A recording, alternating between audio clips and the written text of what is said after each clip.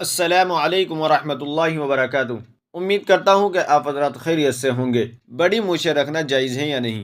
تو چلیے اس کی تحقیق کے لیے ہم دارالعلوم دیوبند کا فتویٰ دیکھ لیتے ہیں۔ فتویٰ دیکھنے سے پہلے آپ سے چھوٹی سی گزارش ہے، ویڈیو پسند آئے تو لائک اور شیئر کر دیجیے گا اور چینل کو سبسکرائب بھی کر لیجیے گا۔ تو چلیے فتویٰ دیکھ لیتے ہیں۔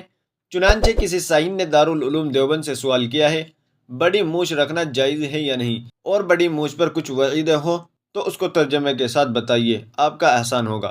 تو چلیے دیکھتے ہیں دارالعلوم دیوبند نے اس کا کیا جواب دیا ہے۔ بسم اللہ الرحمن الرحیم۔ اس طور پر بڑی مونچھیں رکھنا جس سے غیر مسلموں کے ساتھ مشابہت ہوتی ہو جائز نہیں ہے۔ من تشبہ بقوم فہو منہم۔